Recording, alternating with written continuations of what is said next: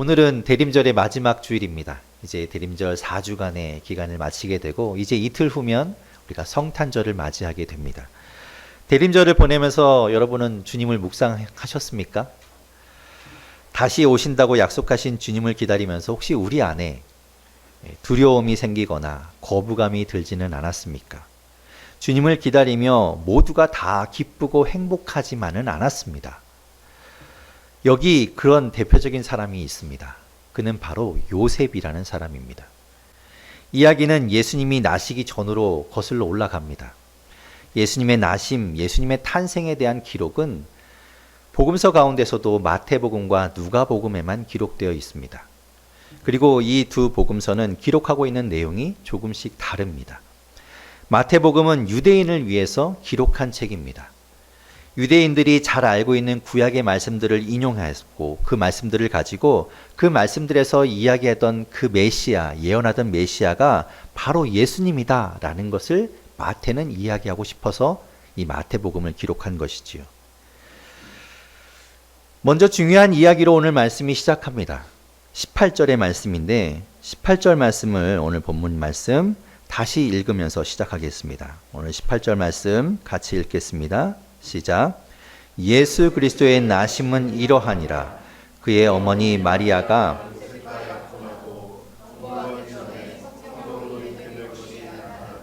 아멘. 갈릴리에 있는 나사렛이란 동네에 요셉과 마리아라는 청년들이 살고 있었습니다. 이 동네는 갈릴리 호수라는 아주 큰 바다라고도 부를 만큼 커다란 호숫가에 있는 것이 아니라 거기에서부터 약 안쪽으로 내륙 지방으로 24km 정도를 더 간 고산지대에 있던 마을입니다. 그러니까 아주 작은 마을이고 사람들의 왕래가 그렇게 많지 않았던 곳입니다. 그렇기 때문에 이스라엘 안에서도 이 나사렛이란 동네는 그렇게 두각을 나타내거나 눈에 띄는 동네가 아니라 오히려 천대받던 동네였습니다.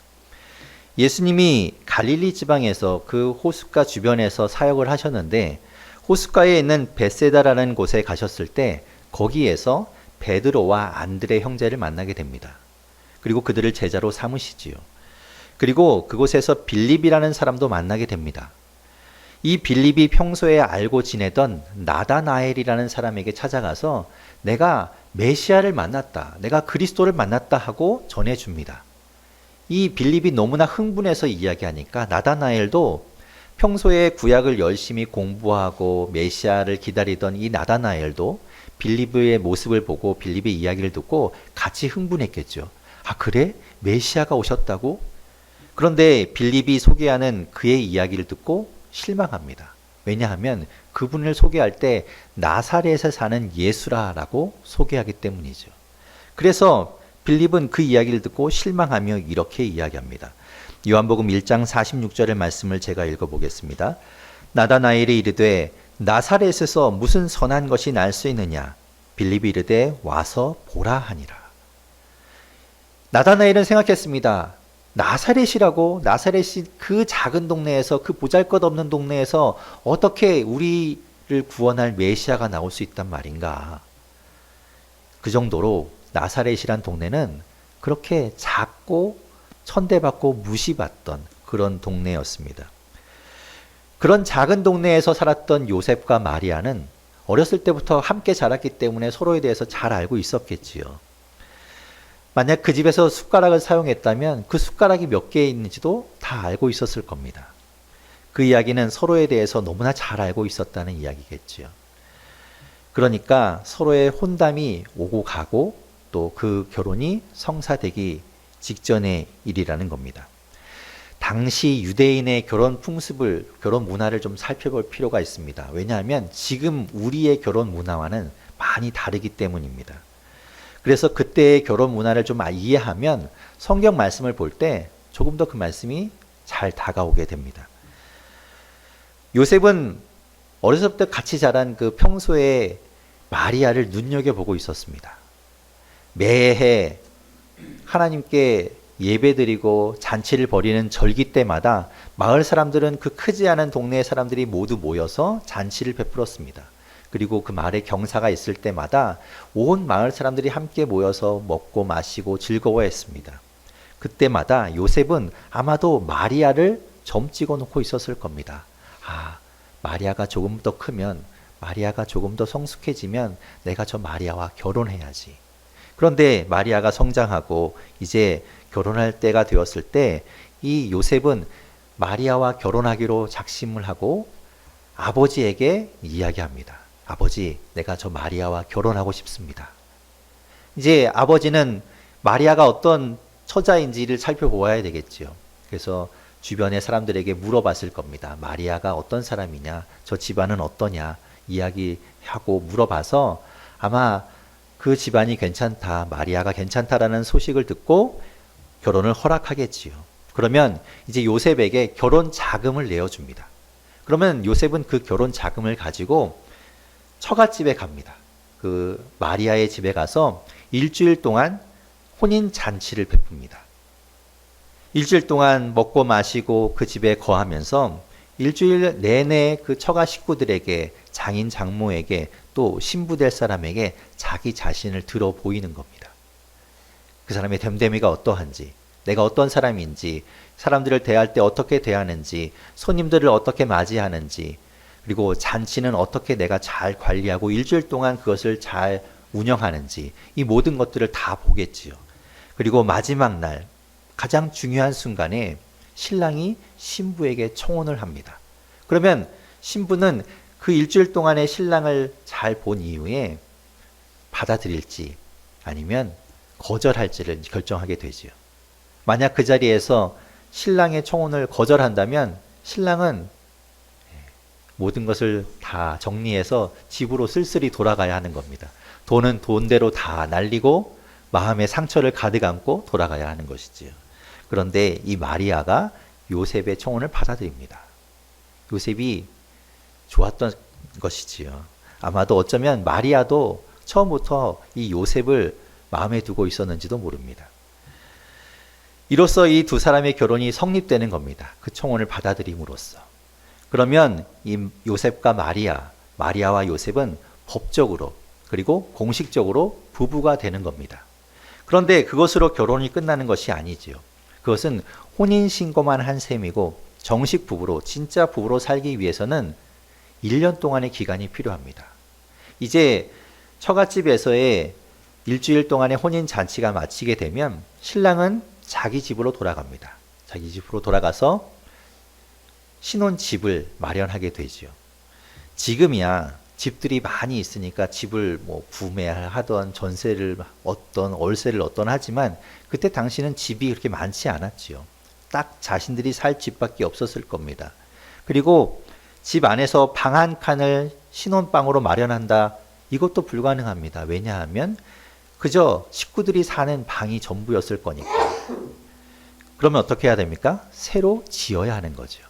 그래서 신랑은 돌아가서 신혼집을 짓는 겁니다. 그리고 1년의 기간이 지나게 되면 다시 처갓집에 가서 그 신부를 데리고 오는 겁니다. 그러면 이제 그때부터 진짜 부부의 생활이 시작되는 것이지요.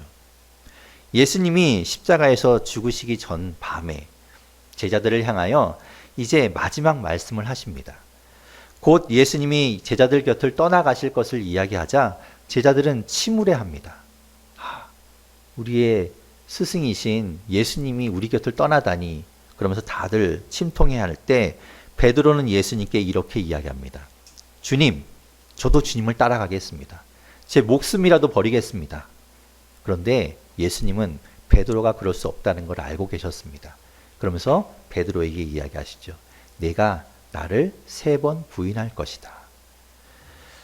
그때 예수님께서는 그 제자들을 향하여 이렇게 말씀하십니다. 요한복음 14장 1절에서부터 4절 말씀에 예수님께서 제자들을 향하여 이렇게 말씀하십니다. 우리 같이 자막을 통해서 같이 읽어보겠습니다. 시작. 너희는 마음에 근심하지 말라.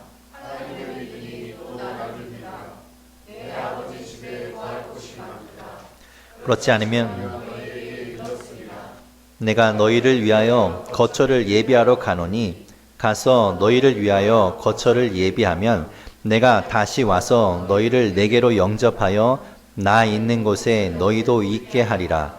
내가 어디로 가는지 그 길을 너희가 아느니라. 아멘. 이 말씀이 바로 이런 겁니다. 예수님이 왜 이런 말씀하시는가? 예수님이 신랑이고 하나님의 자녀들, 제자들이 신부가 되어서 예수님께서 그 거처를 마련하기 위해 가셨다가 이제 돌아오시게 되면 이제 영원한 부부의 영원한 함께 있는 삶을 살게 된다. 그 말씀을 비유로 말씀하시는 거지요. 지금 우리는 그때를 살고 있는 겁니다. 우리는 신부 되어서 신랑인 예수님이 다시 오실 때까지 그 기간을 보내고 있는 것이지요. 이제 그 결혼 풍습을 이해하면 성경 말씀이 더 와닿으시죠. 그러니까 오늘 본문으로 다시 돌아와서 18절에서 이야기하는 약혼하고 동거하기 전에 라는 이 말씀은 혼인잔치를 하고 청혼을 해서 공식적인 부부가 되었지만 아직 함께 살고 있지 않은 그 상태, 그 1년 안에 있는 그 상태라는 말입니다. 아직 말로만 부부인 이 상태일 때 마리아가 임신을 하게 됩니다. 이 사건은 아주 충격적인 사건이죠. 나사렛이란 작은 동네가 발칵 뒤집혀질 그런 일입니다. 어째서 이런 일이 일어나게 되었는가? 누가복음 1장 26절과 27절에 그 일을 이렇게 기록하고 있습니다. 제가 읽어보겠습니다. 6째 달에 천사 가브리엘이 하나님의 보내심을 받아 갈릴리 나사렛이란 동네에 가서 다윗의 자손 요셉이라 하는 사람과 약혼한 처녀에게 이르니 그 처녀의 이름은 마리아라. 엘리사벳이 세례 요한을 잉태한 지 6달쯤 되었을 때 천사 가브리엘이 나사렛에 가서 마리아를 만나게 됩니다. 그때 마리아는 약혼한 상태, 아직 함께 살고 있지 않은 그 1년의 기간 안에 있을 때라는 거죠. 그러니까 오늘 말씀에서 이야기하던 약혼하고 동거하기 전 그 상태일 때 천사가 마리아를 찾아온 겁니다. 가브리엘 천사는 마리아가 임신하게 될 것을 이야기해 주십니다. 그런데 그것은 성령에 의해서 임신하게 된다는 겁니다. 그 아이의 이름을 예수라고 말씀하고 장차 그 아들, 그 예수가 하나님의 아들이라 일컫게 될 것을 말씀하십니다. 정말 놀라운 일이죠. 무서운 일입니다. 하지만 마리아는 그 일을 받아들입니다. 이제 아이를 잉태하게 되었으니 점점 배가 불러옵니다. 사람들에게 더 이상 숨길 수가 없게 되지요. 마리아는 누구보다도 가장 먼저 요셉에게 그 일들을 이야기합니다. 마리아의 말을 들은 요셉은 이렇게 반응합니다.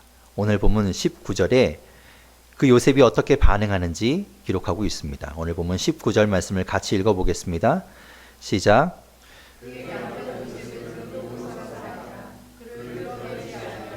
가만히 끊고자 하여. 요셉이 마리아의 이야기를 들었을 때 어떤 기분이 들었을까요?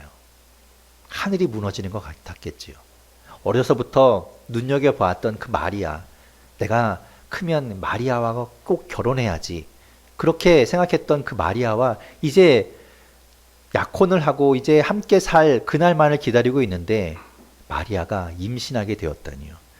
그 충격은 너무나 컸을 겁니다. 요셉은 그런데 그 마리아와 조용히 파혼하려고 합니다. 말이 조용히지 작은 동네에서 어떻게 조용히 파혼할 수 있겠습니까? 모든 사람이 다 알게 될 것이 뻔합니다. 아무튼 요셉은 마리아가 사람들에게 더 이상 수치를 당하지 않기를 바라고 그것이 알려지지를 않았기 때문에 조용히 파혼하려고 합니다. 그럴 수 있지요. 착한 사람이니까, 배려심이 있는 사람이니까 자신은 비록 마음이 아프지만 그렇게 할 수 있을 겁니다. 하지만 저는 이 표현이 마음에 걸렸습니다. 어떤 표현인가 하면 요셉은 의로운 사람이라 라는 표현입니다. 의로운 사람이라고 할 때 이 의로운이라는 말은 올바르다는 뜻입니다. 하나님의 법을 따른다는 뜻이고 의무를 이행하는 사람이라는 뜻입니다. 그러니까 이 말은 요셉은 정의로운 사람이었고 하나님의 말씀을 따르던, 하나님의 말씀을 지키던, 그 말씀을 의무로 여기고 그 일을 행하던 사람이다 라는 말입니다. 공동 번역 성경에서는 19절을 그래서 이렇게 번역합니다. 우리 자막을 통해서 제가 읽어보겠습니다. 마리아의 남편 요셉은 법대로 사는 사람이었고 또 마리아의 일을 세상에 드러낼 생각도 없었으므로 남모르게 파혼하기로 마음먹었다. 그는 법대로 사는 사람이었다는 거지요. 요셉이 법대로 사는 하나님의 말씀을 따르는 정의로운 사람이었다면 아직 같이 살기 전에 임신한 마리아를 그냥 둘 수 없겠지요. 정의로운 사람이니까 이런 일은 그냥 넘길 수가 없는 겁니다. 신명기 22장 23절과 24절에는 이런 경우에 어떻게 해야 하는지를 말씀하고 있습니다. 제가 신명기 22장 23절과 24절 말씀을 읽어보겠습니다. 처녀인 여자가 남자와 약혼한 후에 어떤 남자가 그를 성읍 중에서 만나 동침하면 너희는 그들을 둘 다 성읍 문으로 끌어내고 그들을 돌로 쳐 죽일 것이니 그 처녀는 성 안에 있으면서도 소리 지르지 아니하였음이요 그 남자는 그 이웃의 아내를 욕보였음이라. 너는 이같이 하여 너희 가운데서 악을 제할지니라. 이것이 율법입니다. 이 법에 따르면 마리아는 죽어 마땅한 겁니다. 그런데 요셉은 의로운 사람이었음에도 불구하고 그렇게 행하지 않고 하나님의 법대로 하지 않고 조용히 파혼하려고 하는 겁니다. 그것이 이상하죠. 의로운 사람이라고 분명히 이야기하는데 어차피 마리아의 임신 사실은 사람들에게 알려질 겁니다. 그리고 요셉이 마리아가 난처해지는 것을 원하지 않았다면 자신에게 잘못이 돌아오게 되는 것이지요. 사람들은 요셉이 마리아와 약혼한 것을 알고 있었으니까요. 그 함께 살기 전까지의 그 1년 기간 동안에 마리아가 임신한 사실을 사람들이 알게 된다면 아마도 그 기간을 지키지 않은 요셉을 탓할 겁니다. 그리고 또 파혼하게 된다면 그 모든 잘못은 요셉에게 돌아가게 되겠지요. 비난은 요셉에게 향하는 겁니다. 그렇더라도 법적으로는 파혼이 가능합니다.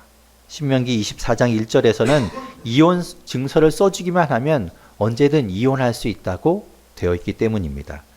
제가 읽어보겠습니다. 사람이 아내를 맞이하여 데려온 후에 그에게 수치되는 일이 있음을 발견하고 그를 기뻐하지 아니하면 이혼 증서를 써서 그의 손에 주고 그를 자기 집으로 내보낼 것이요. 얼마든지 할 수 있다는 것이죠. 하지만 도덕적 비난은 요셉이 감당해야 되는 겁니다. 여기서 중요한 질문은 이겁니다. 요셉이 과연 마리아의 이야기를 믿었을까? 아니면 믿지 않았을까? 이 의로운 요셉이 하나님의 말씀을 따라서 법대로 살던 요셉이 마리아와 조용히 파혼하고 마리아가 수치를 당하지 않게 하려고 했다는 말은 마리아의 말을 믿었다는 말입니다. 요셉이 마리아의 말을 못 믿었다면 법대로 했겠지요. 가만두지 않았을 겁니다. 하지만 그는 의로운 사람이었기 때문에 그 일을 했을 수 있음에도 불구하고 하지 않았습니다. 곧 마리아의 말을 믿기는 믿었다는 말입니다. 그들이 사는 곳은 나사렛이죠. 작은 동네입니다. 마리아가 그런 일을 하지 않을 거라는 것 알고 있었습니다. 평소에 보았던 마리아는 그런 사람이 아니라는 것 알고 있었습니다. 요셉은 마리아의 말을 믿었던 것입니다. 그러면 또 의문이 듭니다. 분명 마리아가 성령으로 메시아를 그리스도를 잉태했다고 이야기하는데 왜 요셉은 그와 파혼하려고 하는 것일까요? 그의 마음에는 두려움이 있었습니다. 그 두려움은 어떤 두려움이었는가? 그리고 그 두려움이 왜 생겼는가? 오늘 본문 20절과 21절에 이렇게 말씀합니다. 오늘 본문 20절과 21절 말씀 같이 읽어보겠습니다. 시작. 이 일을 생각할 때에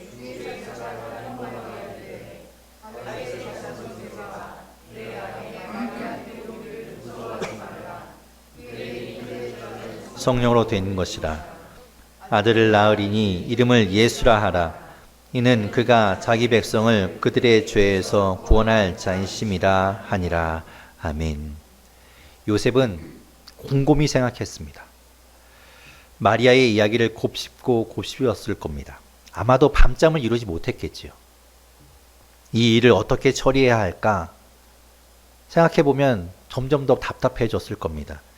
결국 파혼해야 되겠다라고 결론을 내리고 잠깐 잠이 들었을 때 꿈속에서 주의 사자, 천사를 만나게 됩니다. 그 천사가 이 요셉에게 이렇게 이야기하죠. 다윗의 자손 요셉아, 내 아내 마리아 데려오기를 무서워하지 말라. 요셉이 마리아를 데리고 와서 부부가 되는 것을 두려워하고 있다는 겁니다. 그러니 이 천사가 이야기하는 것 두려워하지 말라, 무서워하지 말라 이렇게 이야기하는 것이지요. 요셉은 마리아를 데려오는 것을 주저하고 두려워했습니다. 왜 그런가? 왜 그것을 받아들이기 두려워했을까? 요셉은 이 모든 일들을 감당하기 어려워했던 겁니다. 내가 이 일을 감당할 수 있을까?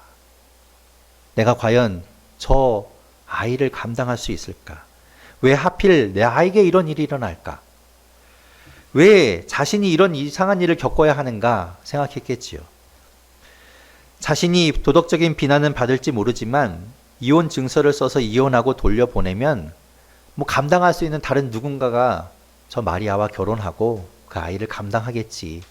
나는 여기서 벗어나고 싶다. 차라리 빠지고 싶다. 이런 마음이 들었겠지요. 요셉은 피하고 싶었지만 하나님은 요셉을 쓰시고자 했습니다. 요셉을 부를 때 천사가 이렇게 이야기합니다.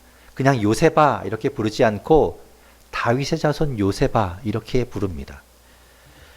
하나님의 말씀, 구약의 말씀, 율법을 따르던 요셉은 메시아가 어느 가문에서 나오게 되는지를 알고 있었을 겁니다.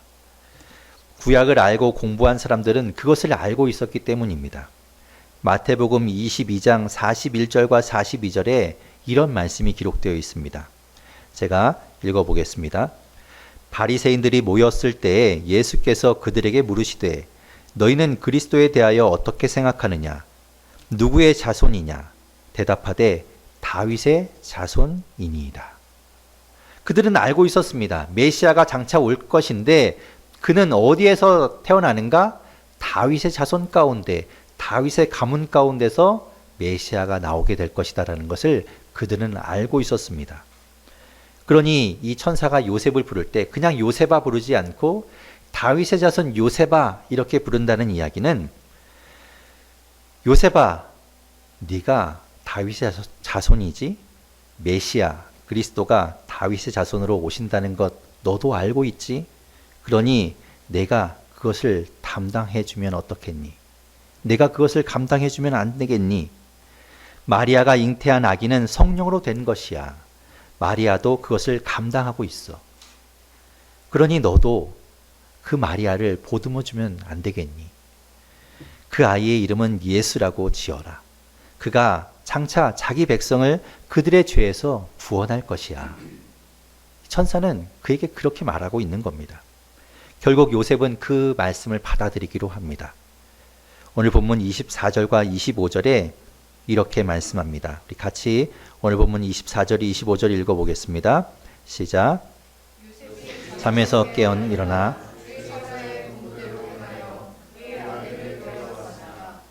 아들 낳기까지 동침하지 아니하더니 나음의 이름을 예수라 하니라. 아멘. 더 이상 마리아 데려오는 것을 주저하지 않습니다. 곧바로 실행에 옮기지요. 그에게서는 두려움을 찾아볼 수 없습니다. 그리고 그는 마리아를 데려와서 그 마리아를 잘 지켜줍니다. 천사가 이야기한 것처럼 그 마리아를 지켜주며 그 아이가 잘 태어날 수 있도록 모든 것을 잘 챙겨줍니다. 아들을 낳기까지 그 하나님의 말씀이 이루어지기까지 순종합니다. 이 말씀은 아브라함을 떠올리게 합니다.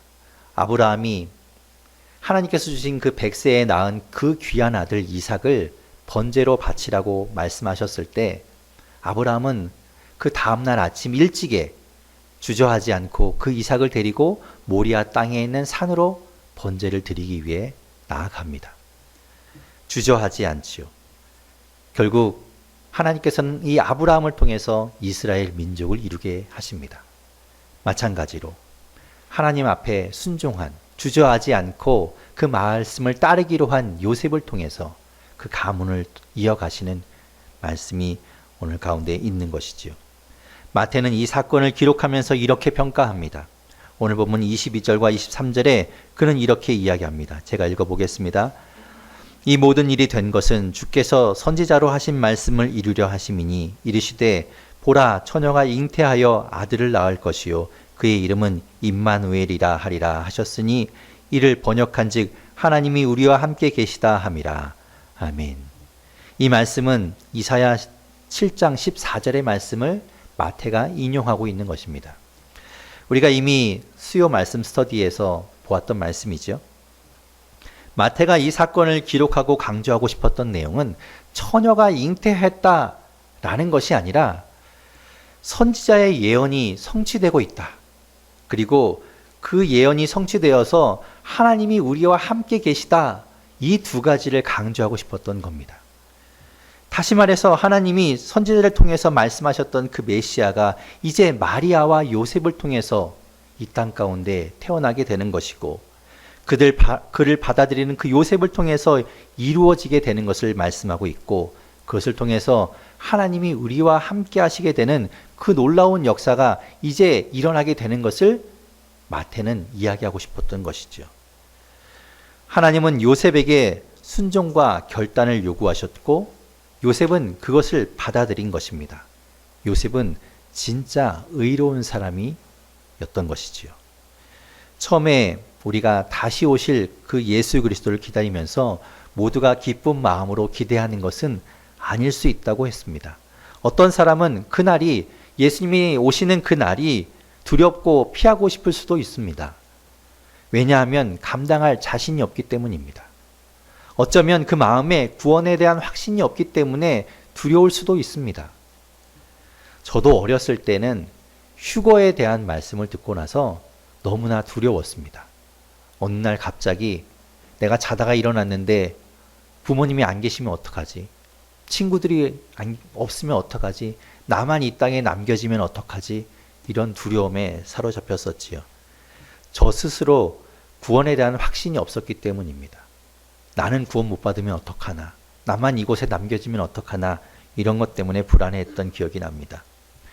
요셉이 주저하고 있었을 때 두려움에 사로잡혀 자신은 그곳에서 도망하려고 했을 때 주의 사자를 만납니다. 하나님으로부터 전해진 말씀을 듣습니다. 그리고 확신을 갖게 되고 그 믿음이 생기면서 두려움이 사라집니다. 우리 안에 혹여나 두려움이 있다면 구원의 확신도 불분명하다면 그래서 주님이 오시는 그 날이 두렵고 거부하고 싶어진다면 우리 안에 계시는 성령님을 만나고 경험할 수 있기를 바랍니다. 성령님을 직접 만나는 것이 중요하지요. 마리아에게 전해 들은 이야기가 중요한 것이 아니라 사람들에게 전해 들은 이야기가 중요한 것이 아니라 내가 그 성령님을 만나고 경험하는 것이 중요합니다. 그렇다면 그 임마누엘의 하나님, 우리와 함께 계시는 그 하나님을 만난다면 주님을 기다리는 그 시간이 우리에게는 기쁨의 시간이 되는 것이겠지요. 저는 우리 모두에게 구원의 확신이 있기를 바랍니다. 그리고 임마누엘의 하나님을 만나고 경험하게 되기를 바랍니다. 그래서 우리가 주님이 다시 오실 그 날을 기다리면서 기쁨으로 이 시간을 보내고 기다릴 수 있기를 바랍니다. 임마누엘의 하나님을 만나고 경험하여 다시 오실 주님을 기쁨으로 기다릴 수 있게 되기를 바랍니다. 주님은 당신을 위해 이 땅에 오실 것입니다.